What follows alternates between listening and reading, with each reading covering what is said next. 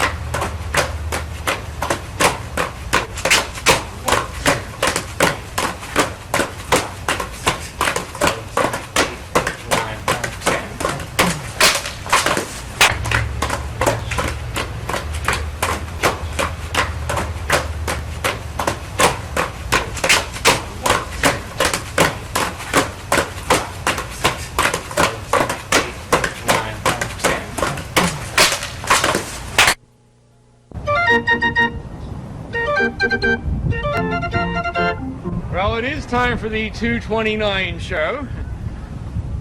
There are still a few seats left.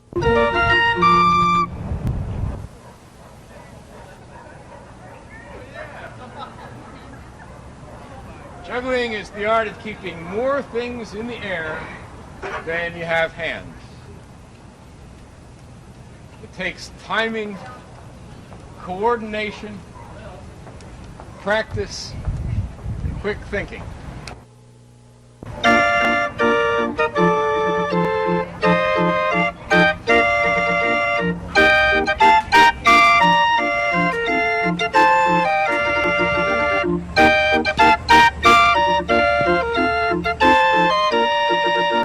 At the beginning, we didn't have a style. We were just ourselves in front of an audience. We talked to people. And then, at that point, it's very easy for a performer to be drawn toward other things that they see. So we would see other more evolved performers and either consciously or unconsciously imitate them, because that model was kind of in our head, so we'd be drawn to that. But after a while, you just absorb a little bit of Penn Jillette and Mike Davis and Steve Allen and W.C. Fields and Red Skelton, and all this just becomes part of you and distilled, and then you find a character and identity of your own. And that's an interesting process. So that's something that keeps it fresh for us. Just we're finding what our own personalities bring out.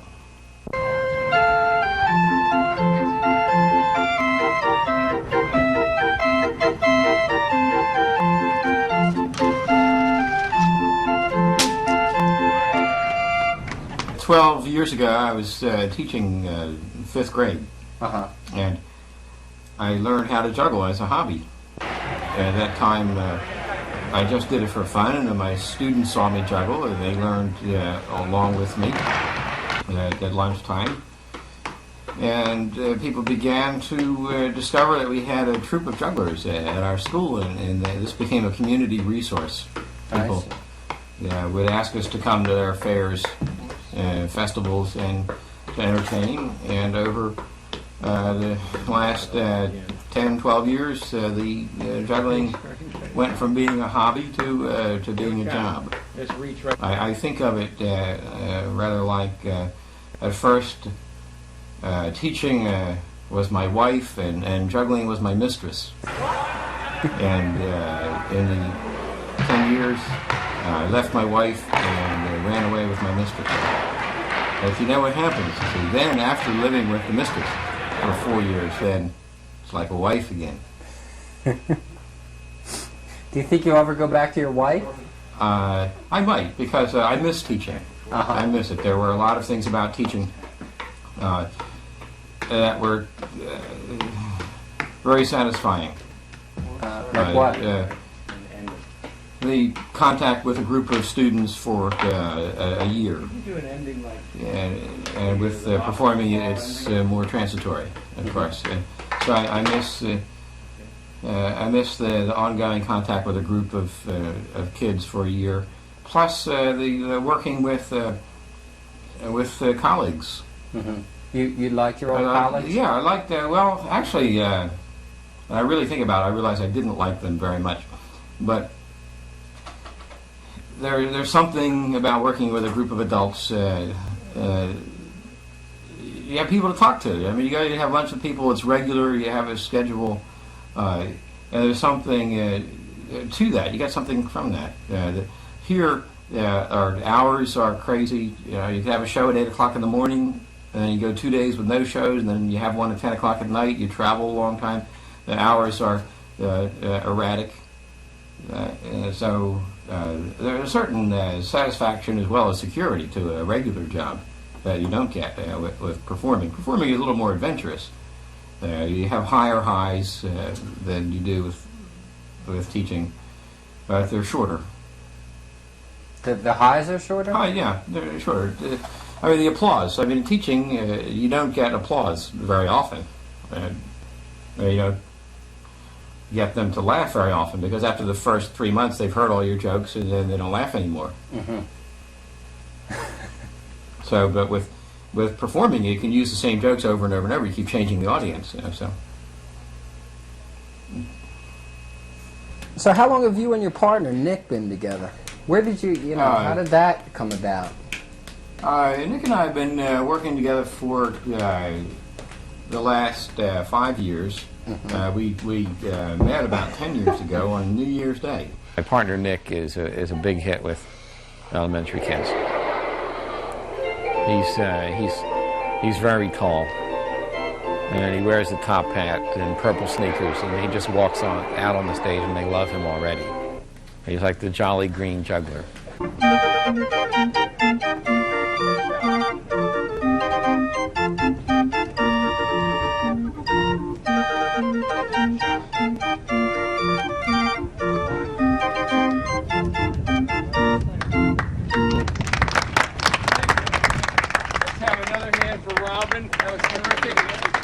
I want to point out that Robin has had no lessons. She plays by ear.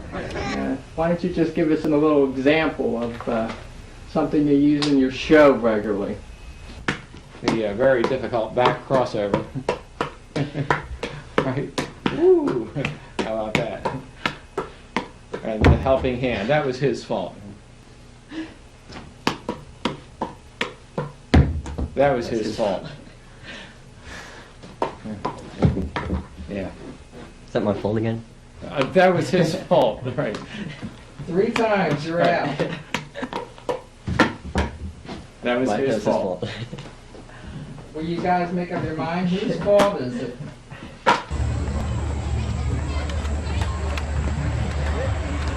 My fault. My fault. No, my fault. It wasn't my fault. Wait, I have a better idea. Let's share.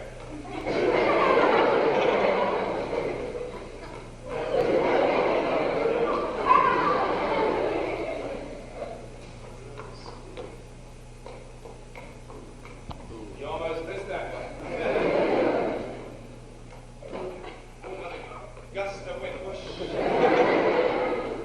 This bit is an old vaudeville number. It goes back quite a few years.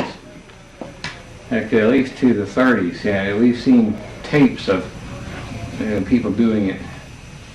Yeah, we kind of remember it and change it a little bit to suit the height of the people and so on. It's a standard piece.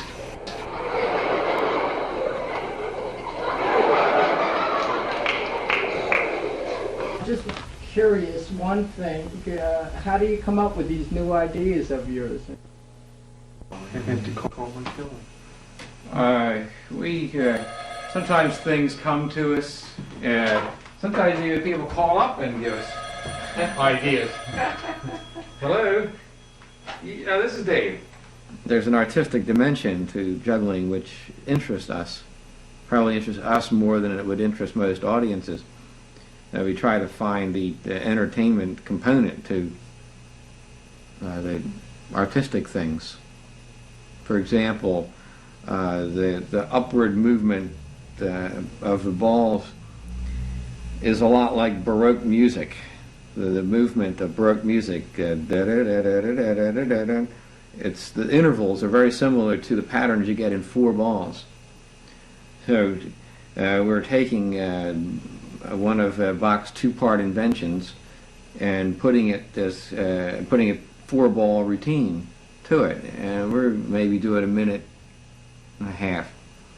And I think almost any audience could take a minute and a half of Bach, even if it's in Manayunk.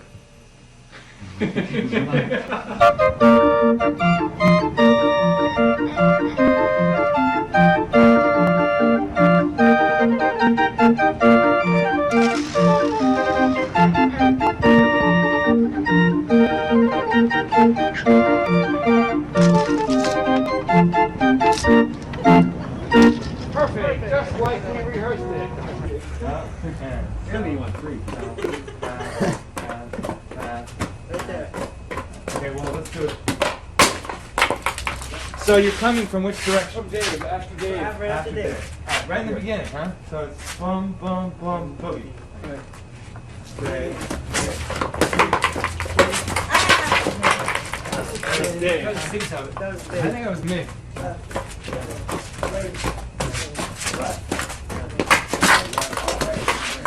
You're not swinging around enough. Yeah, so. Good, and boogie. Okay. Keep moving your feet. Keep going. Keep moving. Don't stop. Good. Keep going over there. Good.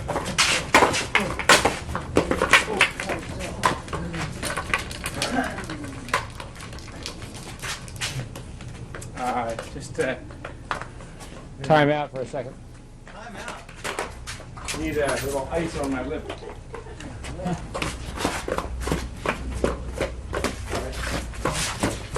That's one. Nice piece of cake, right? You got it. Oh.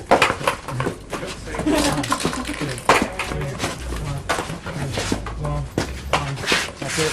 All right, Well, there's certain parts of juggling that are like riding a bike or swimming that you'll never forget. Like a three-ball cascade that I'll probably be able to do at 87. I can probably still, you never forget that. But Don't miss. there's a pattern that I was working on last year that's fairly difficult called back crosses, where you throw the pins up behind the back. I could do maybe 18 or 20 tosses last year. I didn't work on it for about 6 months because I don't use it in the show. Then about 3 weeks ago, I tried to do them again, and I couldn't do them. And now I've been working on them for about 2 weeks, and I can do about 8. So if you don't practice certain things, you lose them. Some of the more difficult technical moves you lose. And the passing, the intricate passing things that we do, you have to do them all the time. What talent or skills do you think are most important for a juggler? I mean, you've been juggling now for some 11 years. For a juggler, it might be vision. Mm-hmm. Might be vision. It's like some other sports, like peripheral vision, or peripheral vision, being able to see a whole field of activity and isolate one thing moving amidst a moving field. Mm-hmm. And it's probably like that in sports. I've never played much sports except in high school, and I always found that a hard thing to do. Like in basketball, everybody's moving and the ball is moving, and you have to keep track of all that, and while you're moving, like firing a missile at the moon or something. The moon is moving, and it requires a lot of complicated mathematics to do it mechanically, but then you have to have all this intuitively, just a sense of where something is going to be after a certain period of time. I think vision has a lot to do with it. Of course, it's coordination and hand-eye coordination and timing have a lot to do with it. Juggling is a lot of fun to do as a sport. It's sort of like playing catch, an elaborate form of catch. All these things are going around in the air, and it's a lot of fun to do. And people think that it's a form of entertainment, but just the athletic part of it is not. It's especially interesting to other people after the first 15 seconds. They see all these things going in the air, and how long are you going to watch them going? You have to do something with it to make it entertaining. So what we've learned over the last 12 years is how to make entertainment out of what is essentially an athletic activity.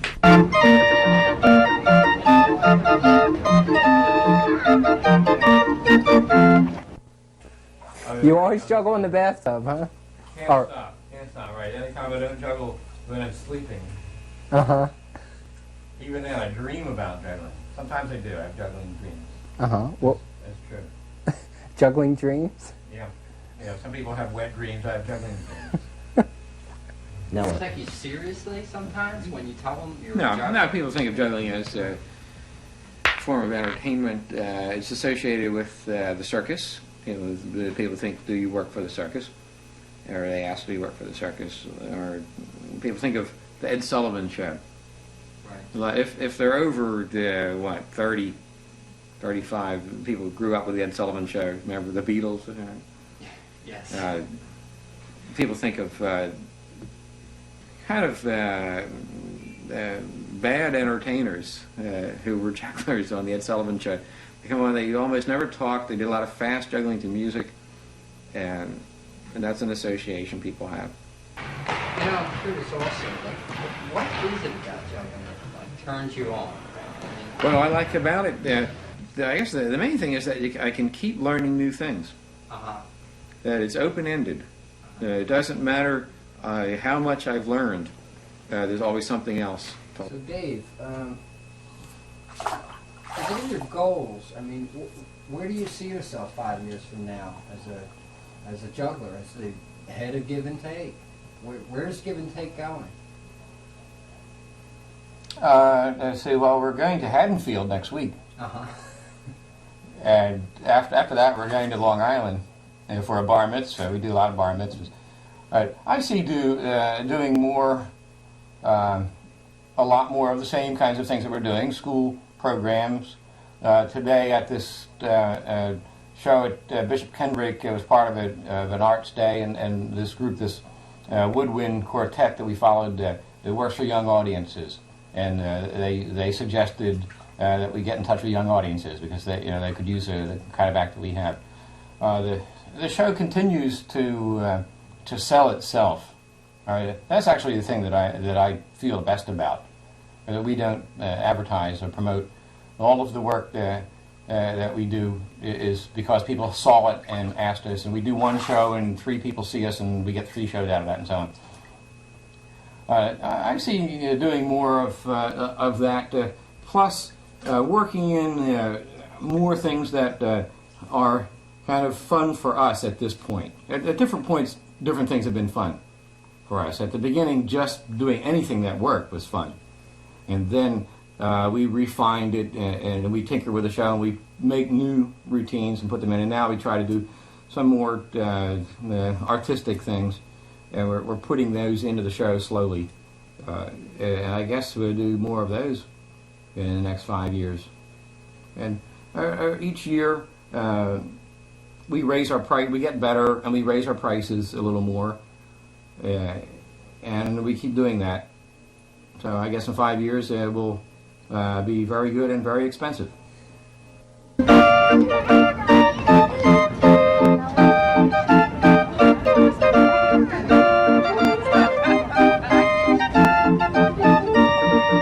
Most jugglers are amateur. Oh, I Yeah. see. You mean Which most doesn't mean they aren't jugglers good. are- Actually, the best jugglers technically are the amateurs Oh, because they spend all of their time working on technique uh-huh.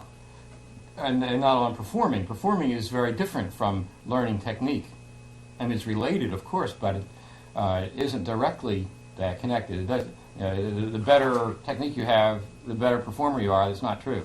I mean, you have to learn how to present it. And you know what you wear, and your personality, and whether you use music or talk to people, all those things. So it had more to do with performing, than learning fancy technique. There's a certain style that uses technique only, what is often called the Las Vegas style. You come on in a sequined jumpsuit to fast stage band music. Stage show. Right. And it doesn't matter whether there's an audience there or not to the performer. He does the same thing. He'd do the same thing in an empty theater as he would in a full theater. But that's not the style that we use. We're not that good, so we have to tell jokes. And your jokes are pretty good. Well, actually, our jokes aren't that good either, but it kind of works out to a certain package. Is consistent anyway. Selected to help us. Go on up, stand right here, face that way, tell us the name. What? I'm sorry, that's wrong. Stand there, Nancy, we'll explain the rest from here. I think she guessed it. Nancy, I pass in front of you. I pass behind you? You pass out. Don't worry, we practiced all morning. On three, 1, 2, out. Wait. Put your arms at your sides. Hands at your side, all right. Stand up. And remember, Nancy, keep smiling. Make it look good. Roll 1, 2, out. Look out, what's the move? You look lonely, you need company. Whiz. Pulling your noses. Whoa! And Joanna, nice glasses. I bet they were expensive. Terrific job. Really great, kids. Wonderful. Take a bow. No,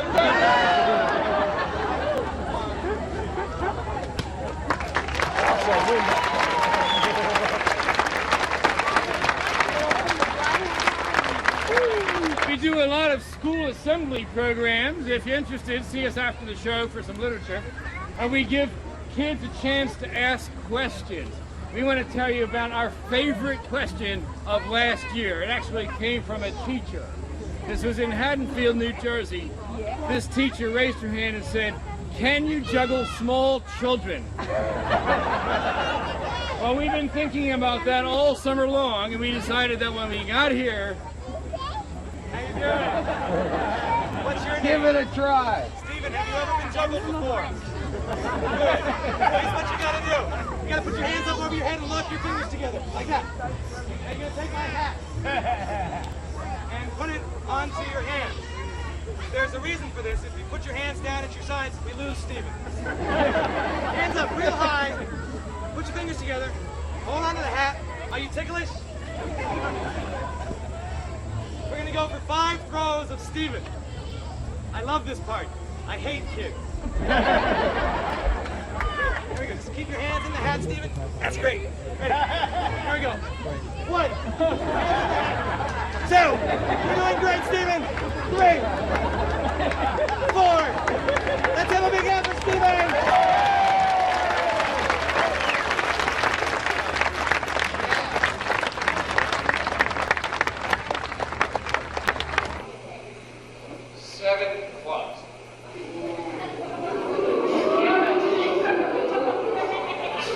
Jugglers. The hard way. We're going to start with these 4 on the floor.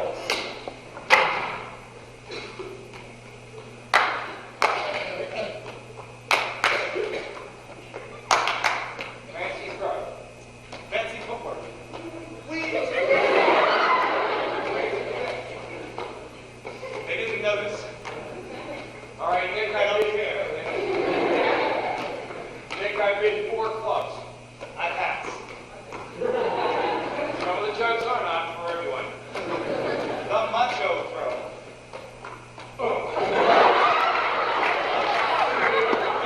4, 5 clubs. Maybe next time. You gotta believe. I believe 1, 2, 3, 4, 5 clubs. That's right. Nice catch. Now, if you look very closely, you'll see a small space where club number 6 will fit. Moving, doesn't it? I believe the 6 club can fit in that space right there. Right there. But the important thing is, right, can you see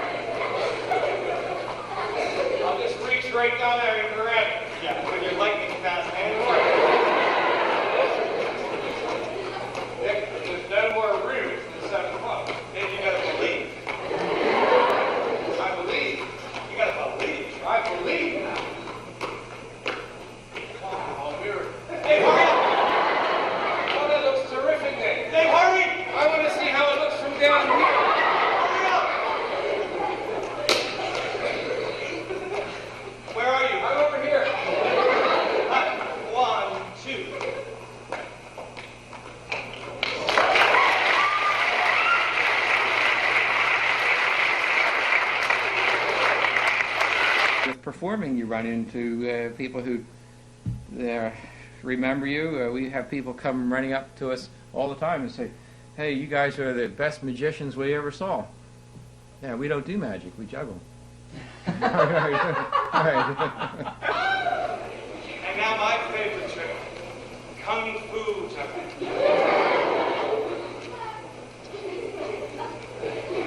Ha! Ha! Hot! Hot!